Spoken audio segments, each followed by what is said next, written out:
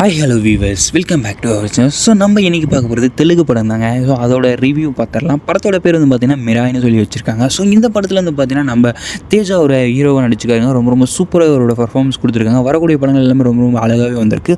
So இதில் வந்து பார்த்திங்கன்னா நம்ம ஸ்ரீயா நடிச்சிருக்காங்க. அதுக்கடுத்து வந்து பார்த்திங்கன்னா ஜெயராம், ஜெகபதி பாபு இவங்களாம் நடிச்சிருக்காங்க. ஸோ ரித்திகா நாயக் இவங்களும் வந்து நடிச்சிருக்காங்க. மஞ்சு மனோஜ் ஸோ இவங்களும் வந்து நடிச்சிருக்காங்க. ஸோ இவங்களாம் நடிச்சிருக்காங்க. இவங்களுக்கு கதைக்கு ஏற்ற மாதிரி வந்து பார்த்திங்கன்னா ரொம்ப ரொம்ப சூப்பராகவே வந்திருக்கு. அது மட்டும் இல்லாமல் இந்த படத்தோட மெயின் கதை என்னன்னு வந்து பார்த்தீங்கன்னா, இந்த உலகத்தை ஆள்றதுக்கான 9 புத்தகம் இருக்குங்க. ஒவ்வொரு புத்தகத்தையும் ஒவ்வொரு பவர் இருக்குது. ஸோ அப்படி இருக்கும்பொழுது அந்த புத்தகத்தெல்லாம் எடுத்து ஒரு கெட்டணம் முடித்தவன் அவன் வந்து உலகத்தையும் நம்ம கட்டுக்குள்ளே தான் வச்சுக்கணும் வில்லன் அவன் வந்து பார்த்திங்கன்னா இப்படி பண்ணிட்டுருப்பான்.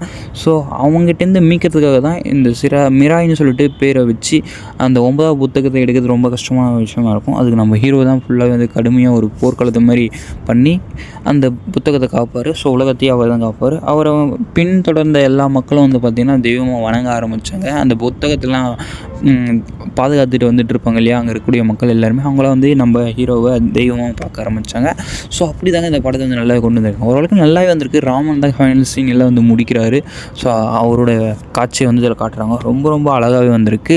ஸோ நம்ம தேஜா வந்து பார்த்திங்கன்னா ஃபுல் அண்ட் ஃபுல் வந்து இந்த சாமி படங்கள் அனுமான் இந்த மாதிரி தான் கொண்டு வந்திருக்காங்க. அவருக்கு ஏற்ற மாதிரி தான் சூப்பராகவே வந்திருக்கு. ஸோ எல்லா ஆக்ஷனுமே வந்து ரொம்ப ரொம்ப சூப்பராக இருக்குது. ஸோ எல்லாருமே இந்த படத்தை போய் ஓடிடியில் பார்க்கலாம். அது மட்டும் இல்லாமல் தியேட்டர்லேயும் ஒரு சில இடத்துல ஓடிட்டுருக்கு. ஸோ முடிஞ்ச வரைக்கும் பெரிய ஸ்க்ரீனில் பார்க்க ஸ்டார்ட் பண்ணுங்க. ரொம்ப ரொம்ப அழகாக கொடுத்துருக்காங்க. அது இல்லாமல் ஸ்ரேயா வந்து ரொம்ப நாள் கழிச்சு படத்தில் நடிச்சிருக்காங்க. அவங்களோட கேரக்டரும் ரொம்ப ரொம்ப சூப்பராகவே இருக்குது. எல்லாருமே இந்த படத்தை விரும்பி பார்க்கக்கூடிய படம் தான் இருக்குது. ஸோ நீங்கள் பார்த்துட்டு சொல்லுங்கள் இந்த படம் எப்படி இருக்குது என்ன இதுன்றதை சொல்லுங்கள் மக்களே.